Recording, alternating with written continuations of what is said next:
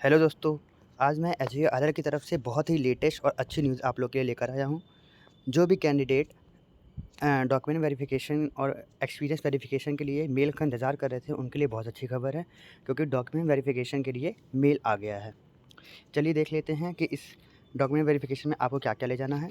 इसमें लिखा है कि जो भी नीचे मेंशन किए गए हैं डॉक्यूमेंट वेरिफिकेशन के लिए डॉक्यूमेंट्स, उसको आपको ओरिजिनल फॉर्म में भी ले जाना है, प्लस उसके साथ एक सेल्फ अटेस्टेड कॉपी भी ले जाना है।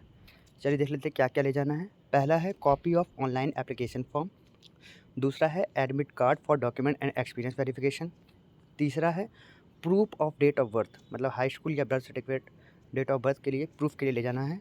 फोर्थ है document related to essential qualification. Fifth है proof of norms adopted by the university or institute to convert CGPA into percentage, मतलब कि सीजीपीए को परसेंटेज में कन्वर्ट करने वाला जो यूनिवर्सिटी द्वारा अपनाया गया नॉर्म्स है, उसको भी ले जाना है। अगर आपका परसेंटेज में मार्क्स है तो वेल एंड गुड, तो नहीं ले जाना होगा आपको। सिक्स्थ है एक्सपीरियंस सर्टिफिकेट। सेवन्थ है any other relevant document particularly related to certificate, मतलब कि डॉक्यूमेंट एक्सपीरियंस रिलेटेड जो भी डॉक्यूमेंट आपके पास हो वो भी ले जाना है। एट्थ है आईडी प्रूफ। आईडी प्रूफ में आपको आधार कार्ड, वोटर आईडी या पैन कार्ड कुछ भी ले जा सकते हैं। नाइन्थ है ट्रेन टिकट या बस टिकट ओरिजिनल फॉर्म में ले जाना है। टेंथ है कॉपी ऑफ बैंक डिटेल्स ले जाना है। 11th है two recent passport size colour photograph ले जाना है। इसके अलावा भी उन्होंने लिखा है please note the following for further information.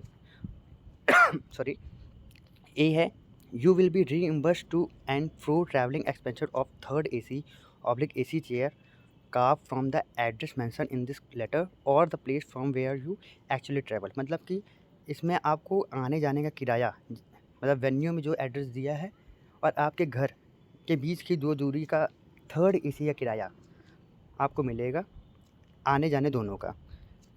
फिर लिखा है, सॉरी कहाँ गया मैं, from you actually whichever लोग हैं। फिर in case you have travel by any other means the reimbursement will be restricted to entitle fare admissible और एक्चुअल। मतलब कि अगर आप किसी और साधन से जाते हैं, यानी जैसे कार बुक करके चले गए, तो आपको फिक्स ही किराया मिलेगा। ऐसा नहीं कि आप कार बुक करके जा रहे हैं तो उसका किराया मिलेगा। The local travel expenses will not be reimbursed, मतलब लोकल जो रहते हैं उसी सिटी में अगर बाई चांस डॉक्यूमेंट वेरिफिकेशन है तो आपको कोई भी रीइंबर्समेंट नहीं मिलेगा। For the purpose of travel reimbursement you would be required to fill up the TA claim form, मतलब रीइंबर्समेंट के लिए आपको टीए फॉर्म भरना होगा। अब बी देख लेते क्या लिखा है। Your candidature is being considered for the said post on a provisional basis. The fact that you have been called to appear attended the document and experience verification process does not guarantee the adequacy of your candidate for being considered for the advertised post. The management may offer you for a position in lower level subject to affirmation as deemed fit.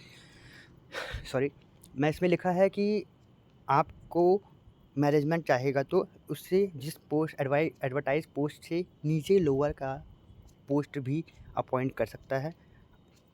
हालांकि ऐसा होगा नहीं, but इन्होंने लिखा है। C लिखा है your candidate is subjected to your meeting the prescribe criteria that qualification age experience etcetera on verification of fact on the date of verification with in case you do not. इन्होंने लिखा है कि ये document verification के लिए जो mail आया है वो आपके क्वालिफिकेशन, एज, एक्सपीरियंस के आधार पर बुलाया गया है।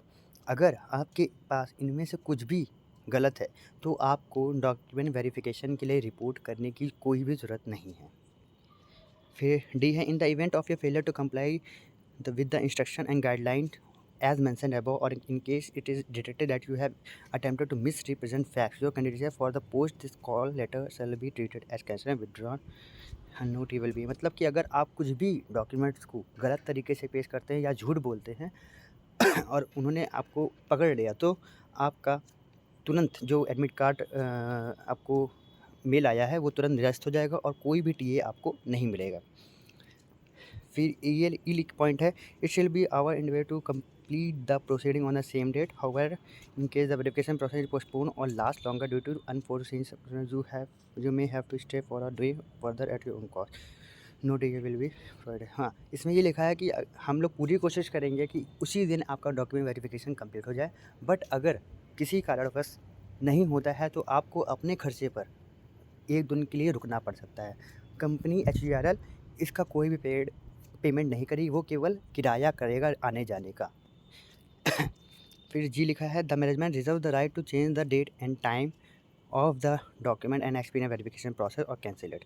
मतलब मैनेजमेंट के पास अधिकार है कि वो डॉक्यूमेंट वेरिफिकेशन का डेट या टाइम बदल सकती है या फिर कैंसिल भी कर सकती है अगर किसी कोई ऐसी स्थिति बन गई। फिर लिखा है कि kindly confirm your candidature and attend on और बिफोर 7 सितंबर। मतलब अपना कैंडिडेट उपस्थिति दर्ज कराने के लिए आप 7 सितंबर या 7 सितंबर तक से पहले उन्हें फ़ोन कॉल करके इन्फॉर्म कर दें कि हाँ आप आ रहे हैं। इसके नीचे फ़ोन नंबर दिया है, तो सभी कैंडिडेट जिन जिन के पास ये मेल आया है उसके नीचे जोन वाइज़ कि लखनऊ के लिए ये नंबर है, दिल्ली के लिए ये नंबर है, रांची के लिए ये ये नंबर है, उस पे कॉल करके आप अपनी उपस्थिति दर्ज करा सकते हैं।